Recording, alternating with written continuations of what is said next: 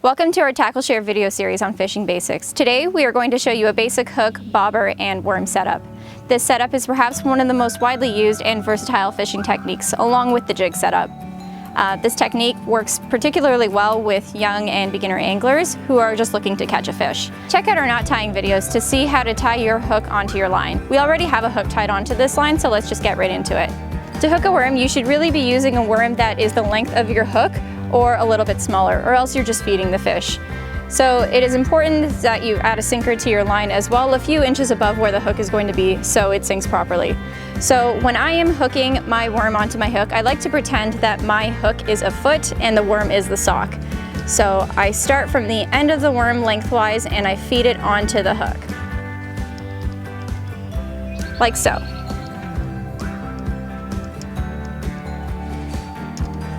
If you put the worm onto the hook horizontally, it just gives the fish more worm to grab and it makes it a lot easier for them to steal your bait as opposed to them getting the whole hook into their mouth.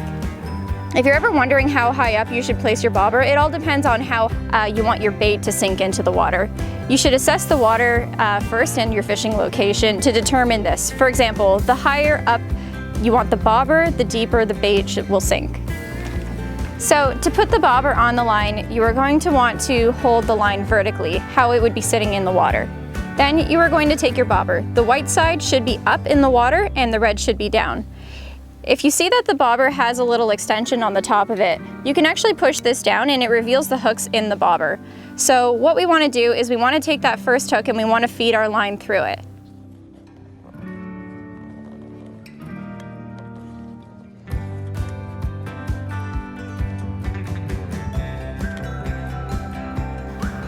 If we were to leave the bobber on the line just like this, it will slide around a lot. So if we actually push that little button in again, then a second hook will appear at the bottom of the bobber and we can feed the line through it as well.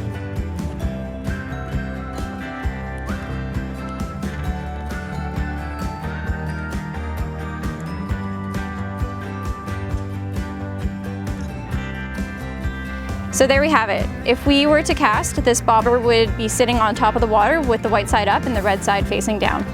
And there you have it, the basic hook, bobber, and worm setup. Check out our next video to learn about casting basics.